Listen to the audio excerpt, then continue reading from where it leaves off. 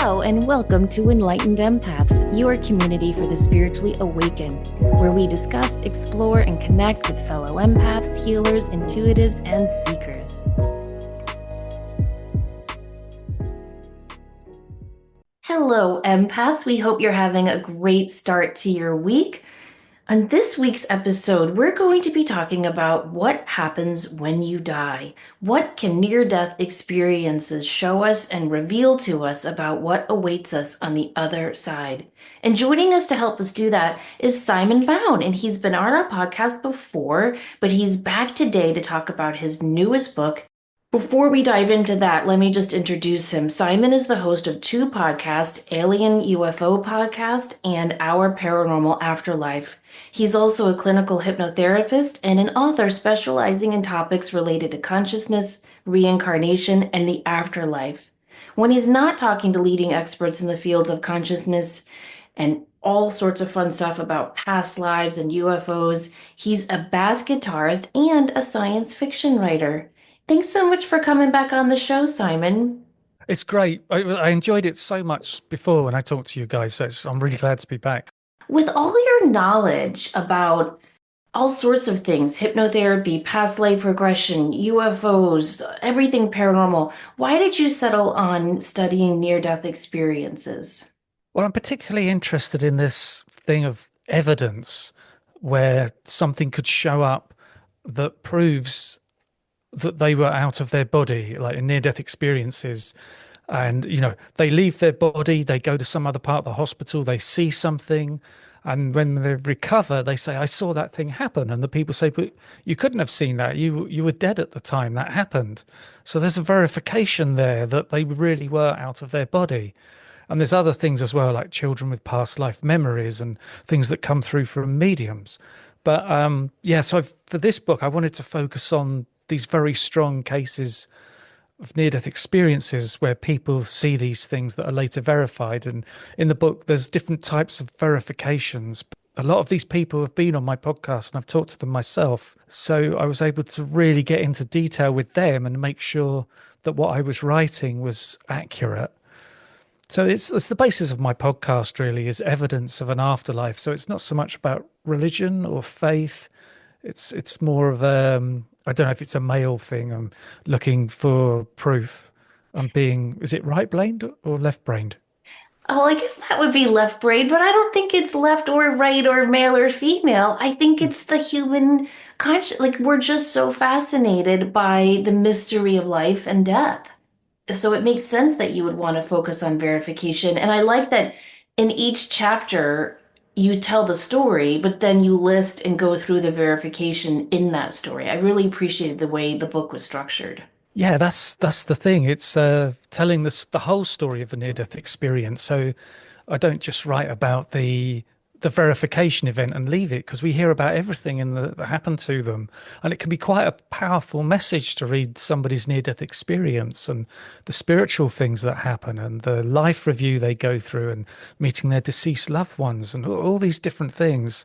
And I wanted to put that in as well. And it's almost like it's a book of short stories and you can dive in at any point in the book. You don't have to read them in order. Some of the stories really comforted me, and one aspect in particular kind of scared me, but I'll get to that. I want to let Denise pop in. Well, I was just going to say that what I loved was there were some aspects that seem to follow a thread throughout each story, which are incredibly well written and really touch your heart. But there was a balance of people who believed in this and people who didn't. And the evidence really validated that there is something more. People who believe and people who don't. It's like the first story. There's the neurosurgeon, and Yes. she just recovered, and she said, I saw you do this. I was floating up at the ceiling, and I saw you giving me CPR, and this man over here did this, and this woman did this." And the neurosurgeon clenched his fists and said, "I'm not going to stand here and listen to this." And he just couldn't handle this evidence coming through. They were Right. all so dismissive of her except for that one doctor, which made me wonder, is there any training being done with hospital staff on this subject since it's getting more mainstream, or is it just left the way it is? Because like that's got to be unsettling to have this profound experience and have this whole team dismiss you. Yeah, it seems quite unfair. I think Yeah. that there isn't official training, is there, in like medical college? But I have talked to a couple of near-death experience who say they go and do talks at a hospital, and a lot of nurses turn up and some doctors. So you've got to think there's an interest in it, because if you advertise a talk on near-death experiences and a lot of people show up, then there are open-minded people in these hospitals. Yeah, that's true. It's getting better. Tell us about Vinny's near-death experience and how he discovered who his guide Drake really was. Oh yeah, him and his buddy would go to the gym often, and they were taking this kind of formula, maybe it was high protein or something, to help with their muscles and building their muscles and getting strong. And they've been using this American formula, and they ordered one in from Thailand, and all the label was in Thai. And I think you scoop out some powder and just mix it with some water, and then you drink it. But what they didn't know is that the Thai formula was 20 times more powerful than the American one. And so they overdosed by 20 times on this stuff. And they felt they got a really upset stomach, and they thought, let's eat something. We'll go to a burger bar and we can eat, and that will help with our stomach. And by the time they got there, they're both feeling really ill.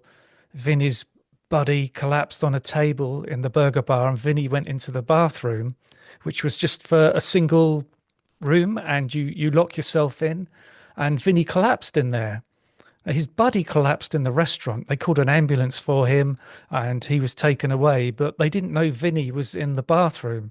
And it was like maybe 40 or 45 minutes before they got to him. And by the time they did, he'd been dead for ages. They said one of the staff touched him and he was just stone cold. So there were two EMTs who were very experienced and a young EMT. It was like maybe his first week on the job. And they put Vinny in a body bag and put him in the back of the ambulance. And Vinny felt this kind of energy come over his shoulder and go towards the EMT. And this voice said, "This one's not dead." And the EMT looked around and was like, "What was that?" But then just kind of ignored it. And then it became even more powerful, this energy. And Vinny said he saw the EMT's heart light up, like his whole torso was alight. And the voice said it again, "This one's not dead." And then the EMT unzipped the body bag and started charging up the defibrillator. And the guys in the front were shouting over their shoulders, "Don't do that. You're not allowed to do this on a dead body. You'll lose your job. We'll all get in trouble." But the kid zapped him. Nothing happened. And the guy at the front started climbing out of his seat. But then he zapped Vinny again and they got a heartbeat. And so this is, all going on. At the same time, Vinny's outside of his body. And he was looking down on the restaurant, first of all, and it was like there was no roof, and he could see in all the rooms and all the people, and he could hear all their voices. But he didn't realize he was dead or really having a spiritual experience. He thought he was watching some really weird movie, and he didn't understand why the director had put all these voices in the soundtrack, and you couldn't really work out what was going on. But then he was in the ambulance watching what happened with this EMT. But then he went on to a spiritual space and he met this guy with a long beard and long hair. And Vinny said to him, "Are you God?" And the guy laughed and said, "No." And he said, "Are you Jesus?" And the guy laughed and said, "No." He basically said, "My name is Drake and I'm your guide." And so he took Vinny onto all these spiritual realms and was teaching him all kinds of things. And it was like with certain levels of knowledge that raised his frequency and he could move on to the next spiritual realm. But after he recovered, it was a few months later, I think, he went to visit his grandmother where he grew up. And they went to the town hall and there was a little film about people who were influential in that community over the years. And there on the screen came up Drake's face. And Vinny was kind of blown away, but it didn't have the name Drake under his picture. So he said to his grandmother, who was that guy? Because he's got the same surname as your maiden name. And the grandmother said, "Oh, you mean Grandpa Drake?" And so it was this sudden shock to Vinny that he'd seen this guy in his near death experience, been told his name was Drake. And here is this confirmation that that guy did actually exist and he got the name right and it wasn't a hallucination. And I think Vinny said something like, I realized at that point, I've got to get out of my own way and just accept this. So I really like that kind of verification there. There's so much verification there, and when he discovers who Drake is, it just gave me chills because first of all, it did verify the experience for him, but it also shows that very often our distant ancestors can be our guides and that they are always watching out for us. I love the scene where Drake is telling him like we have to raise and lift your energy so that he can show him other aspects on the other side. But then when he comes back and makes all of these revelations, he goes to talk to the EMT who had that beautiful heart chakra moment and really saved his life. And tell us how the EMT responded. I think the EMT just got really emotional. And it was almost like Vinny was looking for confirmation that what he'd seen had happened, but the EMT just couldn't handle it, and he was really crying. And so Vinny took that to mean that the EMT really did experience this. Yeah. And yeah, so it wasn't like the EMT said, "Oh yeah, that definitely happened and this happened." He was too freaked out. Yeah, which kind of made me sad because I feel like if we could just normalize more of these stories the way you're doing with this book, it would help people like the EMT to understand what really is happening and the type of skills and capacities that they have because clearly this gentleman was able to maybe not hear spirit but he could feel it and he definitely felt Vinny's energy. And that was Drake's energy, I think, as well. And that was Drake in saying, "This one's not dead." This is a perfect segue into the story with Jeff Olson, To What Degree Have You Loved? Because other people also saw the woman's spirit in the room. And I think for a lot of our listeners who are highly sensitive, who are mediums, who are empaths, who sense that energy or may even see spirit, could you touch base on that when the trauma team actually saw the man's wife in spirit over the operating table? Oh, after the car accident, that one was so Yeah. sad. Yeah. Oh, it was that one. Oh, I sat and boohooed on this one. This was a heavy one. Yeah, it's because Jeff pretty much accepted that it was his fault that the accident happened. And in the accident, his wife and one of his children died. And you can imagine how bad you would feel with something like that. And when he was in the trauma room, he was lying back and he saw his wife in spirit form kind of come to him and say something like, "Everything is as it should be. And we're okay." But a nurse saw her and ran off and got Dr. O'Driscoll and said, "You've got to come and see this." And the two of them walked in the room and they also saw Jeff's wife looking down on him. And the wife communicated with Jeff as well to kind of say, "Thank you for looking after my husband." But one of the things in that story as well that stands out to me is that he was moving through the hospital while he was out of body and he was passing people and he said he knew them absolutely, their whole life stories and who they are. And there was one nurse there that he could see she'd been terribly abused as a child. And here she was working in a hospital. And he thought, wow, all that abuse and the suffering you had, but here you are now working to help other people. And it was just this incredible thing of how she could have gone a completely other direction because she suffered so much as a child, but she went into a helping profession. Yeah, I found that absolutely fascinating that he was able to see and understand so much of different individual soul plans. It kind of reminded me of the energy, Denise, that we go into when we do a reading. Did you feel that too? Yes, and what's really, really interesting to me it is in so many of these stories, they're describing things that have been seen in either shamanic journeys or in meditation or in readings or sessions of going into the void, of going into the star fields, of seeing these other things. when we're in that altered state, are we going to the same place that these people went in the NDE? I think it's very curious to think about.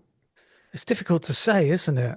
So many places that people see in NDEs that are just for them in some way. It's tailored just for them. But then there's other general places like they describe a sea, like a sea of souls, and all these souls together, and then they connect with them, and it's like they know every one of them individually, and there may be thousands and thousands of them, and they feel like all those souls know them absolutely. And And that's one place I find described quite often. and it really, if our goal is the interconnectedness of all beings, which personal opinion, I think it is, this work, this book really, really brings that into perspective. That there is a connection, there is that web of life that connects each little soul light.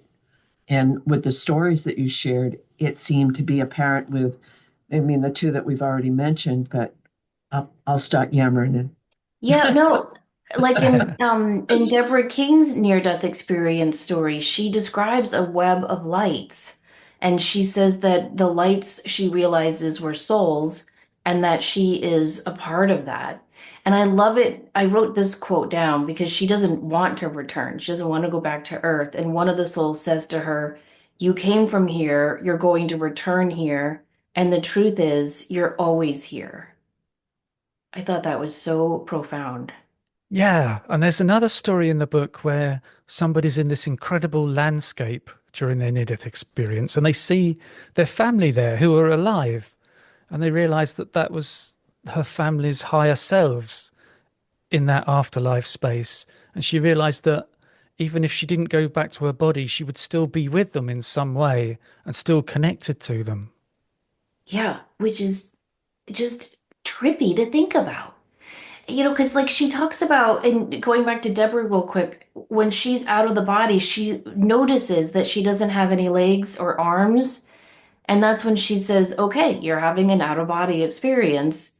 But then other stories describe seeing physical forms of people and wearing clothes and having hairstyles. And I was just wondering what you make of that. I don't know. There's an idea that your near-death experience is tailored to you, and you get exactly what you need. But then maybe there's also something which was in a film, The Matrix, that they called residual self-image. That's kind of Mhm. in your subconscious, and maybe that's what's coming through for you to experience at that point to keep you grounded in a way, perhaps, so that Yeah, you're not just a ball of light. that's what I was wondering because they always say that our loved ones look younger on the other side because they can project any image that they want. So I think it could be something akin to that. The other thing I found interesting, I there's one book I read on negative near-death experiences, and one of the things that I really took away from that book, and then I saw glimpses of really beautifully fleshed out in your book, she was saying that oftentimes it's the first like 5 minutes of death in the afterlife that's scary because you don't know where you are. You are in darkness. You do feel alone because you haven't seen the light. And if people are able to move beyond that first scary moment, they'll see all the beautiful things that you've described in your book. And I noticed that in some of the stories that you share, where the first couple of moments, they're really frightened and they don't understand what's happening. And then they kind of just lean into it. And it just made me think, I wonder if some of those, it's very rare. I think it's like 10% of near-death experiencers report having a negative experience.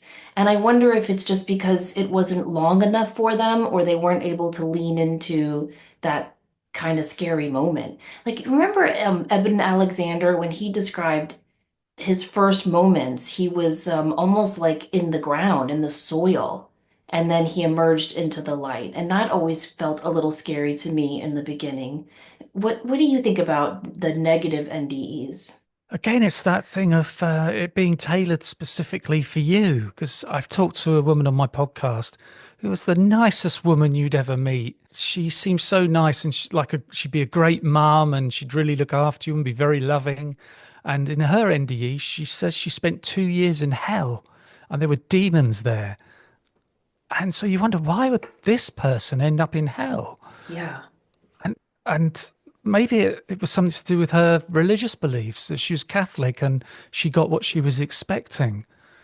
But then she did eventually get out of that and into the light, and that she did that by singing a Christmas carol. It reminds me of Howard Storm because he was in a really dark place where he was attacked by all these lost souls, it would seem, and he started praying, said the Lord's Prayer, and then he was lifted out of it into the light.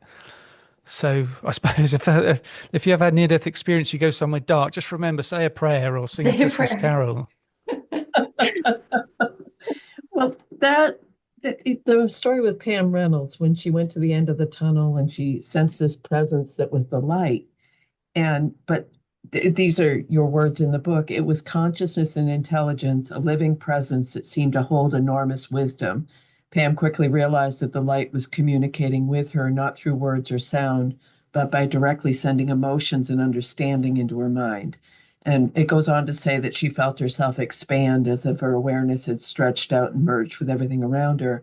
And there was a deep sense of peace and understanding. And that seems to be a common thread through a lot of NDEs or a lot of communication with people in spirit, or you do the past life regressions and you find that people find that peace when they recognize that feeling of oneness or that acceptance of the light. So did that show up more than usual, that the whole aspect of the light and communicating through telepathy and feeling? Yeah, I see that perhaps in every single NDE. And there is that thing of being connected to the light and feeling absolutely loved and absolutely known. And it's an unconditional love. And that this, whatever this light is, knows everything you've done and maybe everything you've ever thought. So they know all the bad things you've done and all the good things you've done. But also there's no judgment either. It's almost like you judge yourself in their presence and think, oh man, am I in trouble here? Because I think that's what Jeff Olson did during his, because he was Catholic, was religious, and he felt this presence behind him, which he thought was God. And he thought, oh, this is it. I'm in trouble now, especially with what I've done with this accident. But this being behind him wrapped their arms around him in this amazing hug and told him that everything's okay. And there's a bit in the book Barbara Bartolome says that she was with this presence that felt so incredibly immense and that she felt she'd been known throughout eternity. And it seemed to her that that's who God was.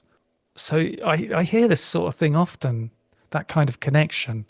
It's a beautiful thing, but it also kind of scares me because I think we are always hardest on ourselves. And so to think about how we have to judge ourselves, that's intimidating. I think it would be a good idea for us all to work on being less judgmental of ourselves now, so that when we do have to do this life review, it won't be as hard on us. Because I want to talk about Tiber's near-death experience. Am I saying his name right? Yeah, I think so. He's Okay. Hungarian. Yes.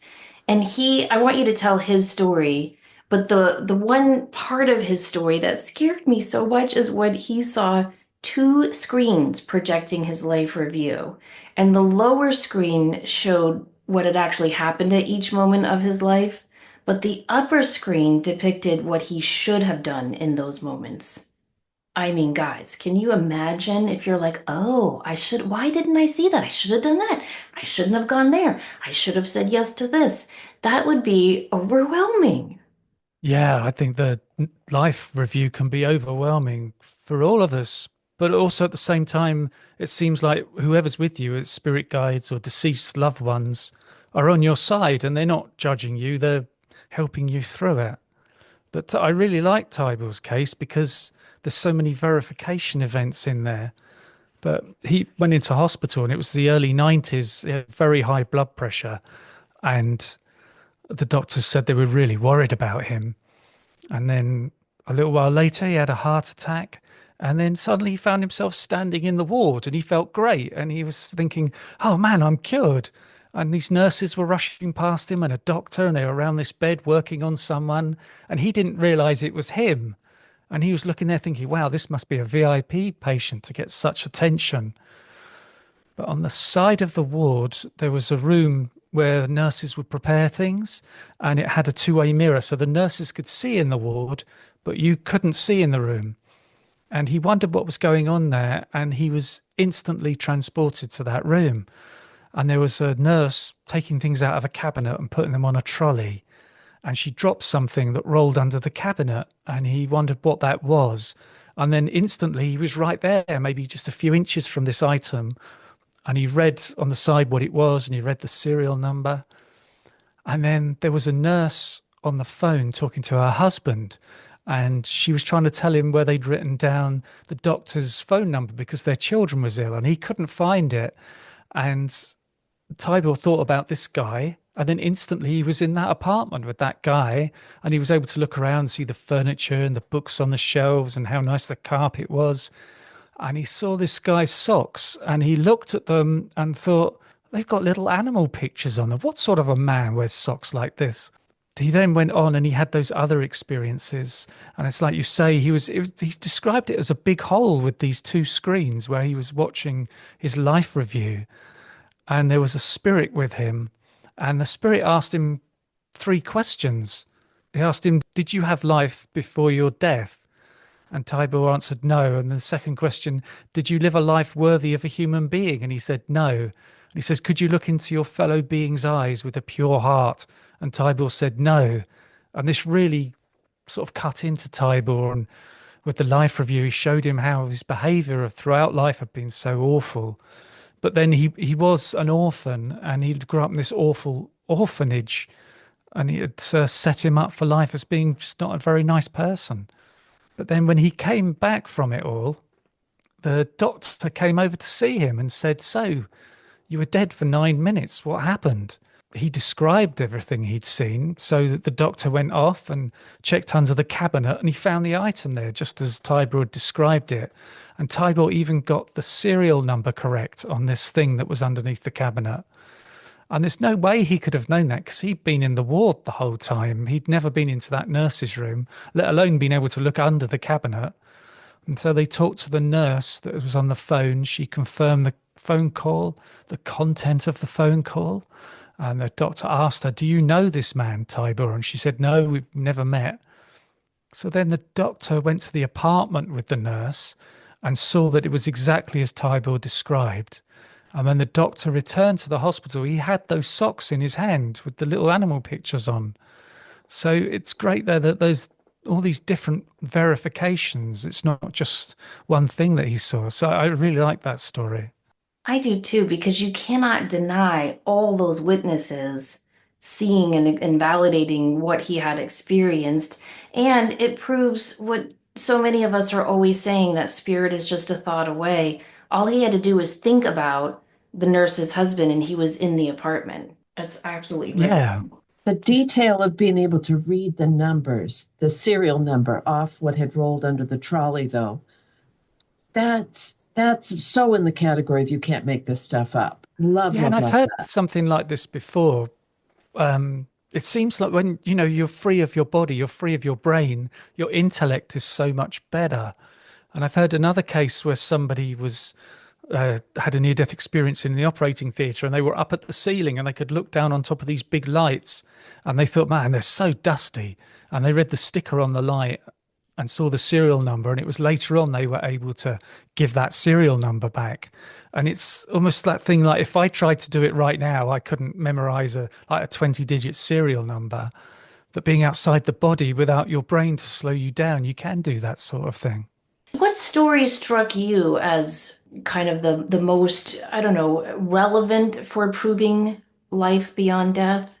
Well, I feel like there's so many in the book, and I really liked Ingrid Honkela's story where she was nearly 3 years old, and she was out in the back garden playing, throwing a ball to her sister, and they threw it over this water tank, and it fell in the water tank. So Ingrid reached in to try and get the ball and fell in and drowned. And it was this thing where she said she saw this light in the water and flowers, and there was this body floating there, and she felt just fine. And then it was like that teleportation thing again. Suddenly she was in the room where their maid was, and the maid was supposed to have been looking after them. And she was floating above the maid and thought to herself, wow, look, there's Maria. And the radio was on, and the maid was just lying on her bed listening to this soap opera on the radio. And then the next thing, she was looking down on her mother, who was walking to the bus stop to go to work. And her mum suddenly stopped and then turned around and started running back to the house. She had this intuition that something had happened to one of her children. And she went into the house and went straight to the water tank. And her sister said, Ingrid's in the tank. And her mum pulled her out and resuscitated her. And since then, Ingrid's had this kind of psychic connection with spiritual beings. And she said, why did you show me the maid and not just take me straight to where my mum was? And they said, this is to show you the connection of love. When you went to Maria, somebody who didn't care about you, she wasn't aware of anything happening to you. But when you went to your mother, there was the unconditional love, and she instantly knew there was something happening. So later, when Ingrid was older, she did talk to her mum about it and say, I saw you going to the bus stop and I saw you suddenly stop and turn around and run back. And her mum was like, but how could you know that? You were dead in the water tank. And Ingrid's like, yeah, but I saw you. And Ingrid did research with this soap opera that was on the radio and found that episode that she'd heard during that time and confirmed it was on the same date that she'd had that accident in the water tank. So there's some really nice verifications there as well. Gives you chills. I spoke with someone a little while back, and we were talking about normalizing death as just a process of living and how we have to take the stigma out. And all of your work with the past life regressions with this book is very much validating uh, continuity of life and that still is a connection. And when you were just talking about Ingrid and that connection, that love connection, I wonder if it's that golden cord, the cords that we send out to the people we love, somehow brings that NTE more vividly in. Do you think it makes a difference, the relationship we have, as far as how corded we may be to them, or how deeply the love is as far as the vividness of the experience? I see connections with family members like that are very powerful. I've heard when some people have out of body experiences, they see a cord connecting themselves to their body. Yes. But there's one case in the book where the woman's having an operation and she's asked for her church to pray for her. And when she's in a near-death experience, she kind of sees the prayers as a beam of light, and they're all joining together and coming to connect to her. And the final connection is made by her daughter's prayer for her. And that was like the powerful light that joined her back to these people in this church. So beautiful. It really is. And it reminds us how powerful prayer and our words and intentions and just the energy of our love really is and how it can impact everything around us. I want to switch gears a little bit before we run out of time. You have two podcasts, both of which we love to listen to. On the UFO podcast with the people you've been interviewing, what are some things you're thinking about this soft disclosure we have going on? What's your take on it? I wonder if it's the ETs who are in charge of it, and they've got a timeline that's maybe 300 years. And so it's a very slow process because if we look back at Roswell, that was what, 75 years ago, maybe 80 years ago. And not much has gone on since then. It's also a thing where I think the old guard is moving on, and all the guys that were in charge of it decades ago who were completely clamped down on it, they've retired. And so the younger people are coming through are more open-minded and really want to talk about it. This is a little wingnut, but not too much. Is I heard this thing the other day, and the person said, we're the last generation to see the natural night sky. Because now when you look up, there are satellites and Starlink and all these other things. So, and that really struck me because I'm very connected to the natural world, as we all are. But then I thought, I was speaking with someone yesterday who mentioned that they've had encounters with alien energies. And I wonder if there's a correlation between the satellites, and because she said this being had said, we come in through we come in and we're able to mask in the satellites.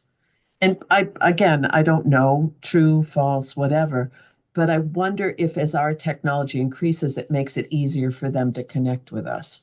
So they're using satellites as camouflage or something. Yeah, it was a curious thought. It could Yeah. be. I mean, they say they often hide in the clouds, and that's why they're seen sometimes after or right before rainstorms. Just wondering if you see a UFO because they want you to see them. And there Hmm. are cases where they might have four people, and two of them will see the UFO and the other two won't. And the UFO shows it to itself to you as a message for you, or as a sign, or as maybe just to give you a kick to say there's more to the universe than you think. And it sets off a whole chain reaction because it can change people's lives quite a lot. They really have a UFO experience. It sets them on this whole path of investigation and open-mindedness. And it's something that I've experienced where I've seen UFOs a couple of times and I've had other paranormal experiences. And I wonder if they're all done on purpose for me to move along my spiritual path to get me where I am now as a communicator with podcasts and writing a book, and that all of us are on the path and we all get our own little nudges. I think that makes Nice. perfect sense. You've been having a lot of topics on that podcast recently about consciousness connected to all of this, and I feel like your recent book on near-death experience definitely relates to consciousness.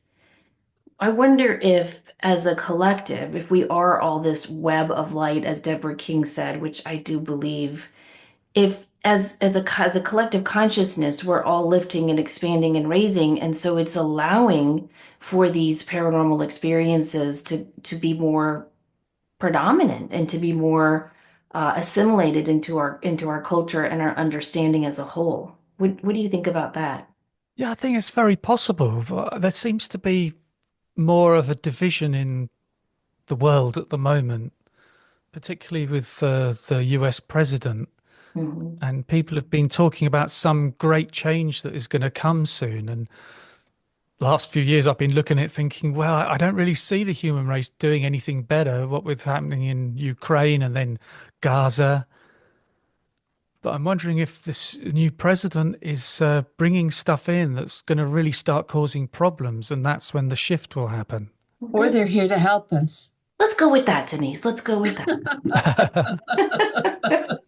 The aliens will come in and save the day. There's worse scenarios, definitely. I feel that the ETs are well aware of reincarnation and the spirit world, and that perhaps they might look on our lives as not that important because they know that when we die, our consciousness continues, which is a kind of impression I get from the spirit world in a way, is that we might be incarnated on Earth for 80 years, but in the spirit world, it only seems like 10 minutes. And it's just another one of your lives, and you may have hundreds or even thousands of them. Yeah, I've gotten that feeling many times reading books like yours that each lifetime is kind of I don't know, like a coffee break, in the scheme of infinity. Yeah. But I wonder if, as we are moving along and starting to understand that there is something out there besides us and that there could also be life after death, I do feel like despite everything negative going on in the world right now, it's almost like the birthing process where it has to be ugly and painful and messy, but then something beautiful is going to come out of it. Do you find that some of these NDEers come back with information or insight about future events that relate to any of that, or is it more about their own life path? Now, I hear from a lot of people that they were given a message about a big change that is coming, and that in some way it's not going to be great at first, but eventually it will work out really well. It's a thing where it's like you say, it could be really messy. And also there was an idea that there will be the people that move on, so to speak, and raise up, and the ones that don't notice it and still think this is just the world as it is, and all the others have kind of left and gone on to somewhere else. And there'll always be people here who are stuck in 3D. What was someone telling me the other day? I met some person I don't even know at a thing I was working at, and she was saying that we are in the rapture and that, people are going up, and those of us here are what you were just saying. And I was like, oh, I don't like that idea either. Have you guys heard stuff like that just being bandied about? Yes, Yeah. and that this is I mean, there's so many extreme theories and the one recently that came up was that this is a prisoner planet and that we're here to all our negativity feeds sources outside. So it's so much to get in your head and think about. That's why I just keep focusing on my little circle and my little experiences, and I think if I can do something good to help someone else, maybe there's some kind of a ripple effect we can get going because it's the extremes, the divisiveness. It's kind of ridiculous right now. Yeah, I've heard of this prison planet idea, and it just doesn't seem right to me. It sounds like Doesn't conspiracy know. theorists coming up with it. Yes.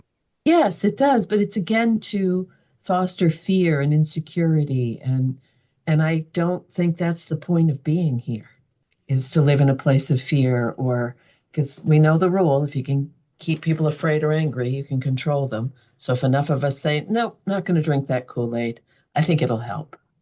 But I don't want to like just write that off as, if it's a way to control, because I 100% agree with you, Denise. But I know a lot of people who live in fear, and it's almost as though they choose that. It's like they seek Yes, it out. And it's I it's don't odd. understand that. Unless you're sleeping outdoors, in a safari, yes, you have to be on high alert for a hungry lion. But other than that, fear doesn't really serve us in a positive nature.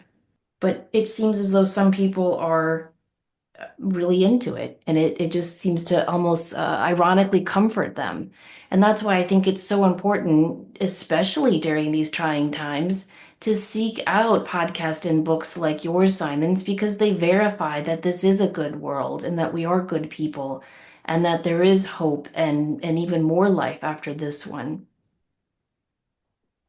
Yeah, and the people that come back from near-death experiences are so positive and so kind. And I find that when I contact them and book them for the podcast, they're so nice to deal with and very generous. And it seems as though a lot of them are very psychic. You had a couple of stories of where afterwards they would just know things. Yeah, and there's one where he goes to see a psychiatrist because of these experiences he's had, and the psychiatrist thinks it's a psychosis or something. And then he says, "Hang on, your grandmother's here," and he starts passing on these messages to the psychiatrist that he couldn't possibly have known, but her grandmother would know. And the psychiatrist throws him out the office, but then rings him later and says, "Look, I'm really sorry about that, but I don't think it's psychosis. I think this is something you're going to have to investigate yourself." Yeah, yeah, he kind of didn't know what to do with it, but I was proud of him for at least apologizing and acknowledging that what he was telling him was true. Because for some people when that's so far out of your realm of understanding, it can be frightening and scary. So I'm glad that he at least had that bit of confirmation. But you see that a lot when people touch this other side. They tend to come back not only kinder, as you were saying, but also very, very much more psychically in tuned. It's Yeah, it's one of these weird side effects. And also, people who have this alien abduction say they come back with these same kind of side effects. So that's interesting and what might happen with consciousness there. Oh, that is really interesting. So tell people about how they can find you and order your book and what's the best way for them to order your book. Yeah, it's on Amazon and it's on paperback, Kindle, and audiobook. And it's also, you could get it at Barnes and Noble, places like that, but it's probably not on the shelf. Have to order it. And you can get to my website at pastliveshypnosis.co.uk and you could contact me there. There's stuff about the book, stuff about the past life regression. And as you said, my podcasts are Our Paranormal Afterlife and Alien UFO podcasts. And I was looking at it the other day and I was amazed to find I've done 800 episodes, Wow. which is just mind blowing. I had no idea. Wow. I just feel kind of humbled in a way that all these people gave me permission to write their chapters about them. Well, you did a fantastic job writing about all of these people and their wonderful stories, and it's just been such a pleasure to talk to you again. I wish you the best of success with this book. We will do our best to promote it because we really, really enjoyed it. Are you working on a new book? Yeah, I've got an idea for a book about people's experiences during coma that's kind of related to consciousness and near-death experiences and the multiverse. Oh, I cannot wait to have you back on for that. Only one time did I did a reading for someone and I was connecting with their person who I assumed was on the other side.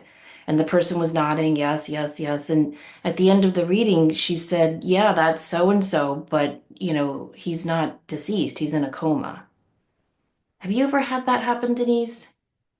I've had it happen when people have been unable to communicate because of either physical restrictions with their vocal cords or dementia, Alzheimer's, something going on that they might not have seemed lucid, and Yeah. that they've telepathically connected very strongly like that.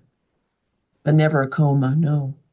It's just, it really makes you think, like, what is actually happening to our consciousness when we're in these different states of mind. So good luck with that research. I really am interested in that. So you'll have to come back on, Simon. You promise?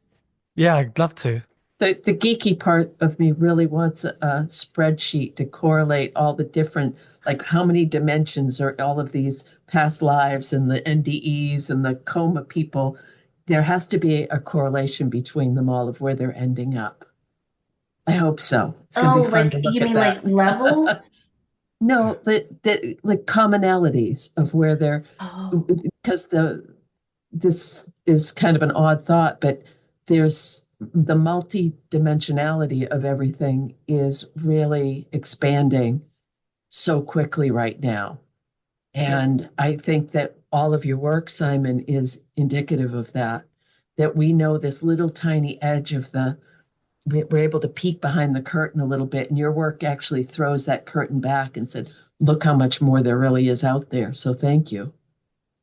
Yeah, and I'm still learning. After doing all this stuff, I still feel like I'm not an expert. I know it's almost like the more you pry and research and seek, the more questions you have. But the questions I think is so important and the seeking is always so fascinating. So thank you for letting us down this journey with you. We really appreciate you. And thank you everyone for listening. Please go to Simon's website. We'll put the links in our show notes and on our Facebook page so you can check him out and check out his podcast as well. They're really, really great. Have a wonderful week, everyone. And remember, as always, to show up, do great work, and share your light. Take care.